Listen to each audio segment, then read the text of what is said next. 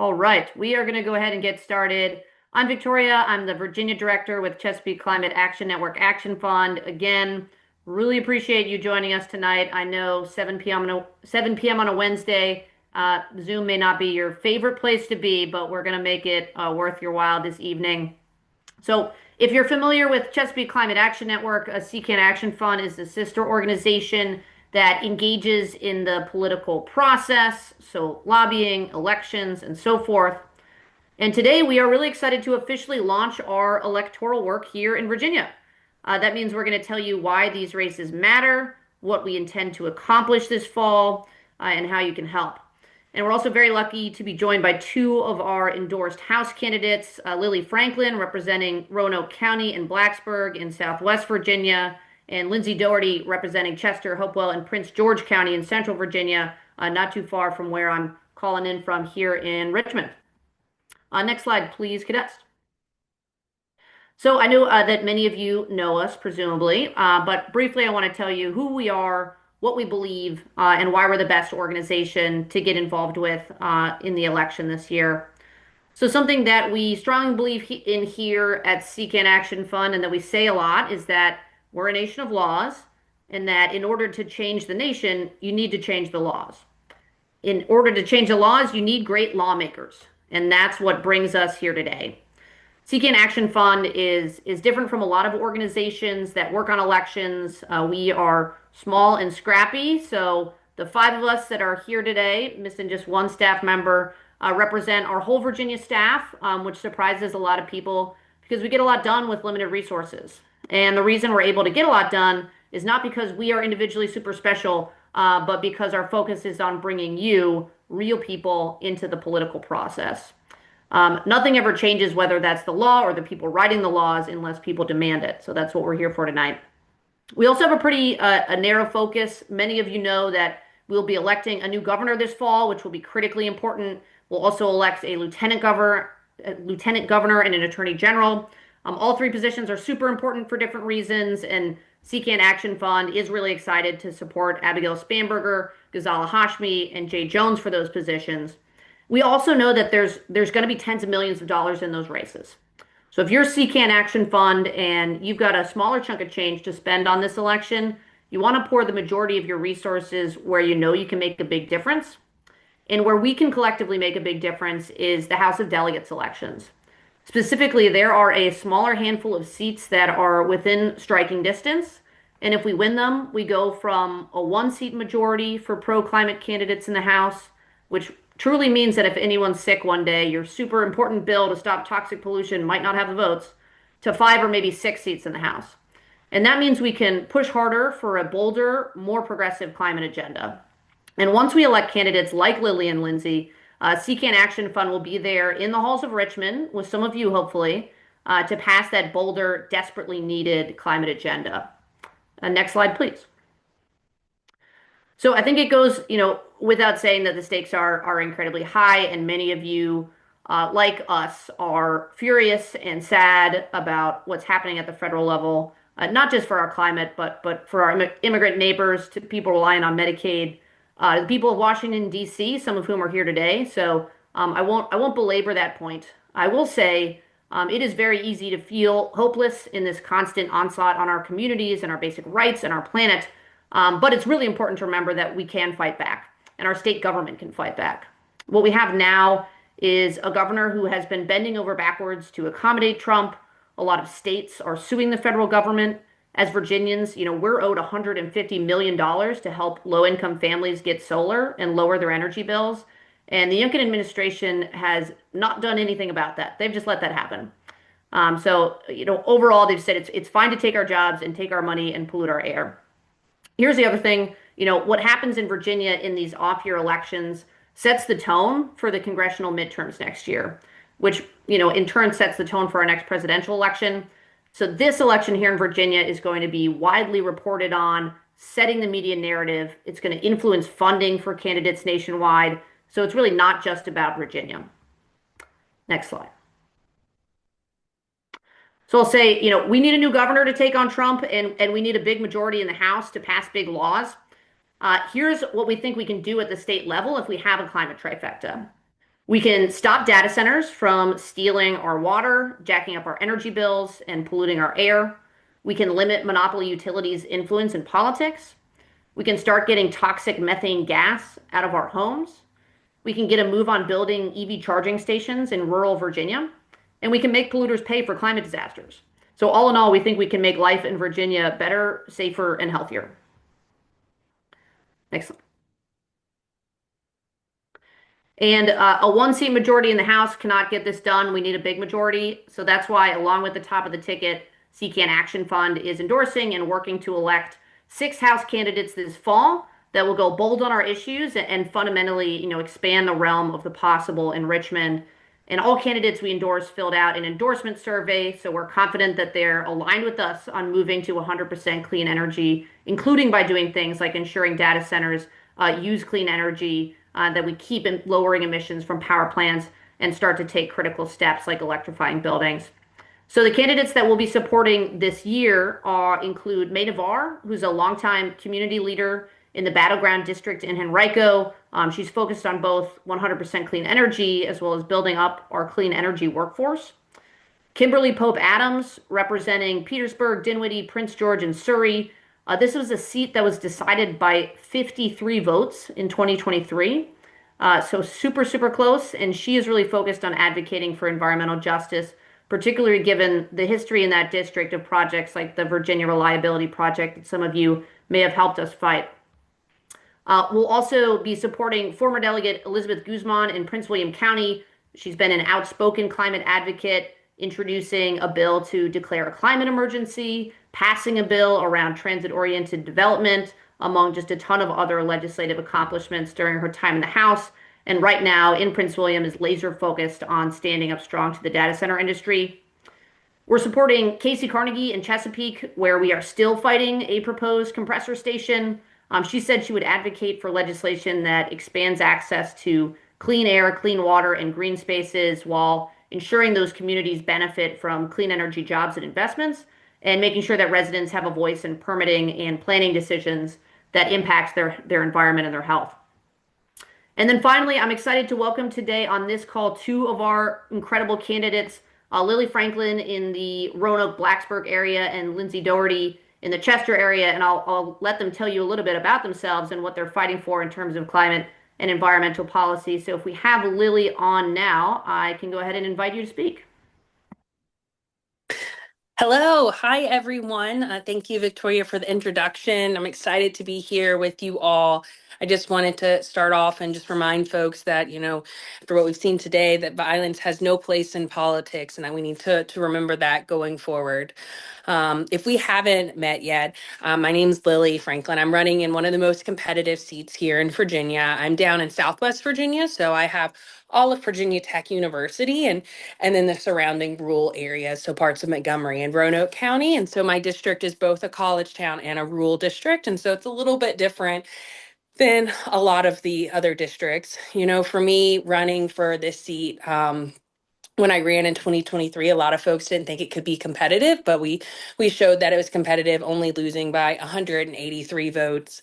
And the reason why we got close isn't because of some super awesome slogans, but it was because of the people, especially the students, the volunteers, the folks that showed up and talked to our voters and met them where they were at, we went down backcountry roads, talking to people, sitting on their front porches, in their backyards, in their kitchen tables, hearing their stories. One man, I just happened upon his porch at the right time, and I held his dryer together as we talked about things. I'm not sure if he voted for me, but in those moments that we were talking to these voters, we were making them feel a little less alone and a lot more heard. And that's going to be the secret sauce this year. And that's where you all come in. And that's where all of our volunteers come in, is that when we're talking to people, when we're connecting on the phones and the doors, we are making the difference. Almost every single House race in Virginia will be won by a field margin. And when people say that, I think it sounds lofty, but it's really, the field margin is you. And that's what's going to get us across the finish line, what's going to deliver a majority in the House of Delegates. I started my journey in campaigns working for Delegate Sam Rasool out of Roanoke, where we worked a lot on environmental policies. Before that, I was a teacher, but I saw what was happening in our country and across everywhere, and really wanted to get involved. And when I worked in Delegate Rasool's office, we worked a lot on environmental legislation, and I learned that we still have a long ways to go within our party. And so we need to make sure that we're electing the largest majority we can to make sure that when we get there, we can talk about these issues. I'm in the backyards of the Mountain Valley Pipeline. I know there's a few people on this call that have been stood with us to fight back against this pipeline that's going across these beautiful mountains of Southwest Virginia. When the engineers looked at it, they said this would be an engineering marvel. And that's just what somebody wants to hear about a 42-inch pressurized gas pipeline going through an area that depends on ecotourism outside of the environmental things.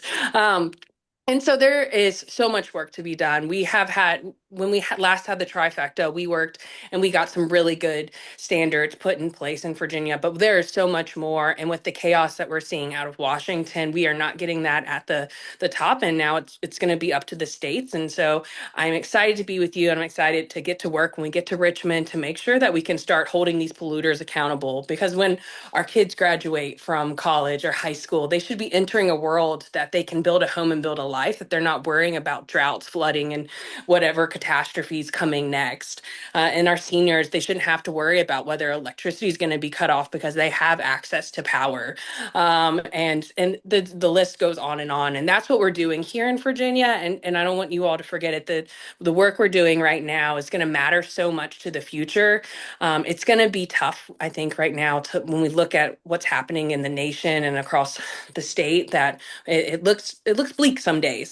And I can't promise you that it's going to get better before it gets worse, but I can promise you it'll be worth it when we look back and we realize we fought tooth and nail and we got to a better place. And so I'm excited to be with you all and working with you as we flip this seat, as we flip Lindsay's seat, and we take back the largest Democratic majority we've seen in Virginia's history.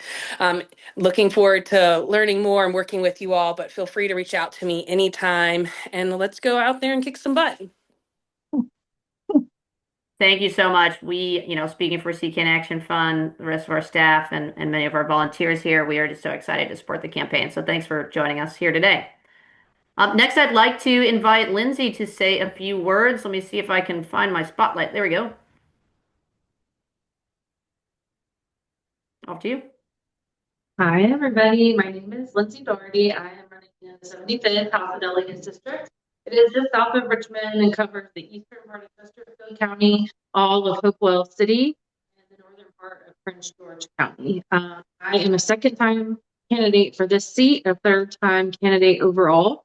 I ran for the first time in 2019, and in that year, did not have a lot of kind of institutional support, but ran one of the top door knocking programs in all of Virginia and was the top door knocker myself, also in all of Virginia. And so was really proud of the activation and the organization that we, started in that time. And then since then, I have run for the Board of Supervisors in Chesterfield in 2023 and, kind of furthered that activation and organization. And then I'm running now. And the reason I'm running is that I'm hearing a lot of the same concerns from many of my neighbors as I did 6 years ago. And that just tells me that the person that we have in office now is not responsive to community needs. She will occasionally vote for certain bills that are, quote unquote, easy. But what we need is somebody who is going to be in this seat that shows up for not only the easy things, but also the hard things while pushing this district to be safer and more healthy every single year. And that's what I'm running to do.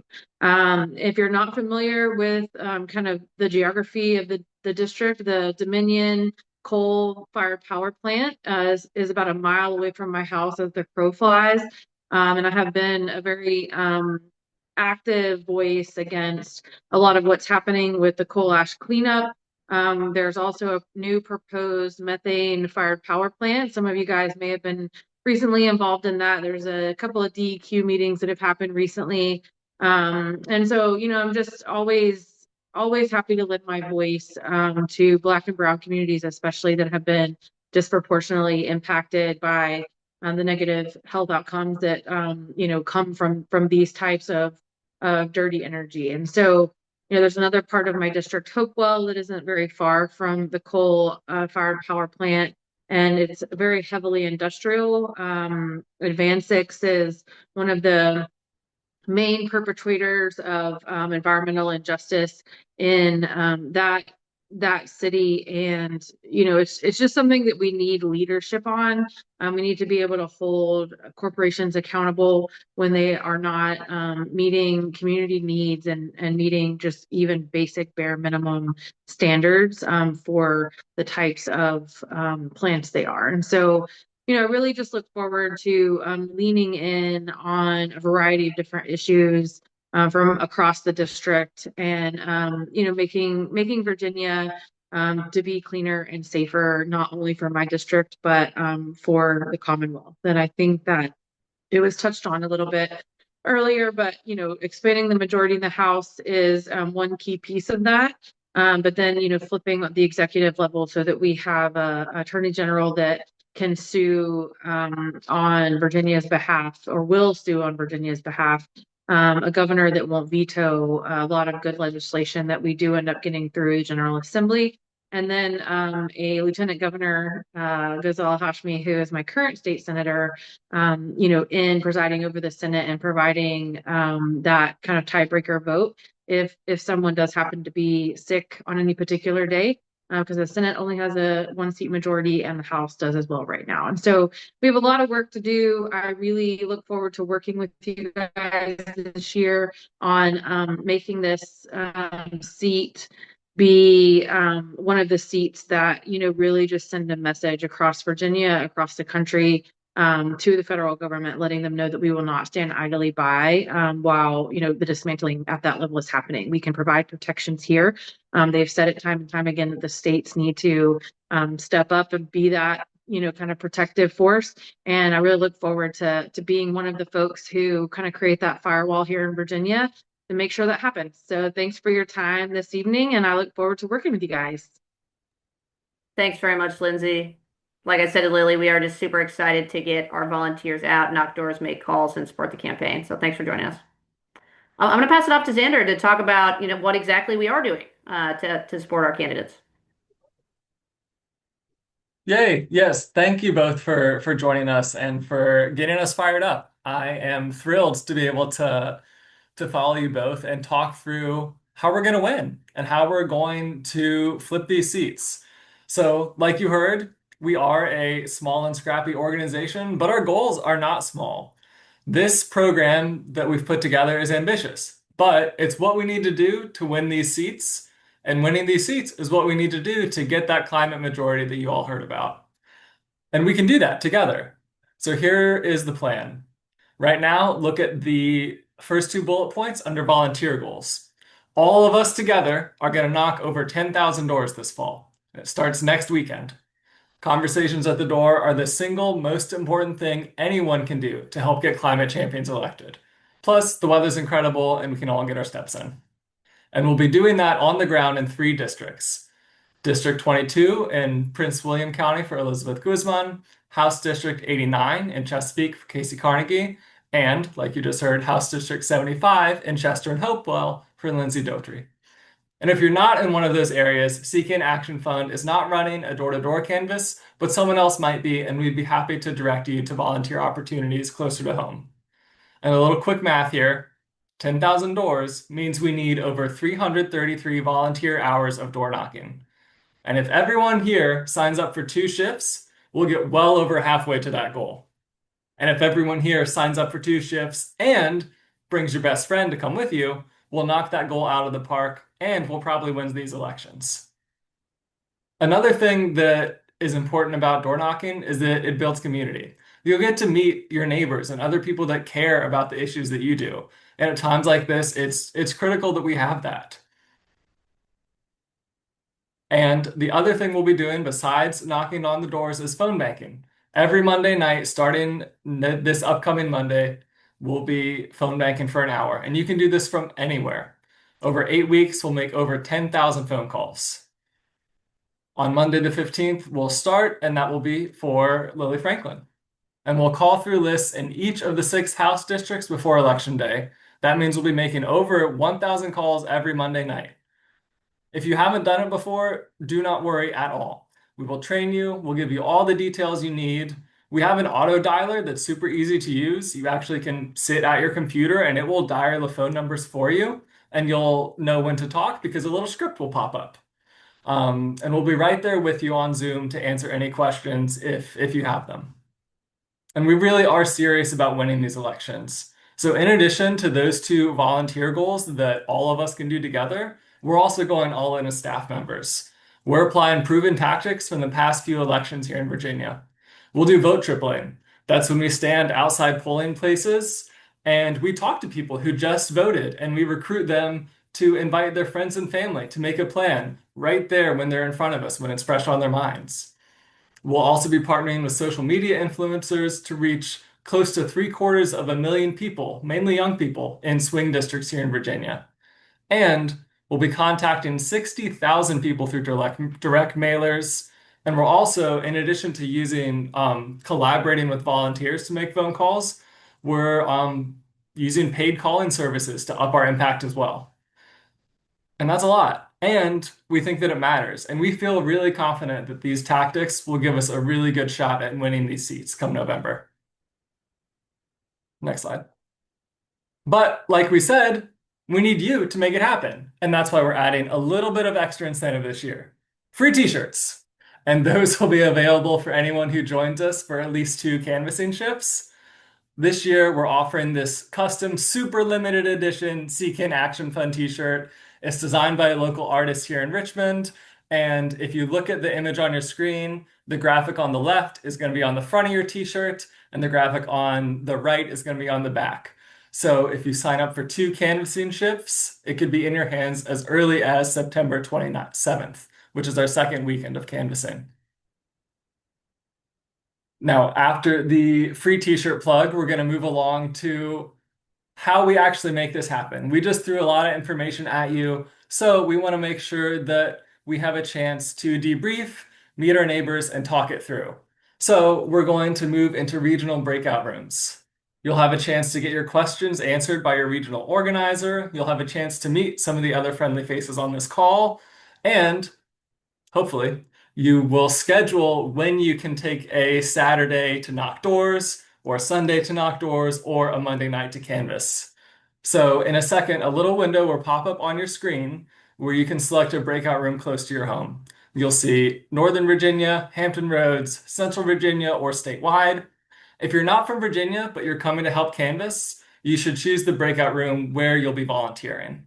And if you have any trouble adding yourself to a breakout room, you can come off mute or write in the chat which room you want to join, and Kadesh can help get you to the right spot. And after we're done in breakouts, which we'll make sure we end by 8 o'clock, we will be done for the night. So that's the next step. Join a breakout room, meet your neighbors, sign up to do a shift, and we will see you from there.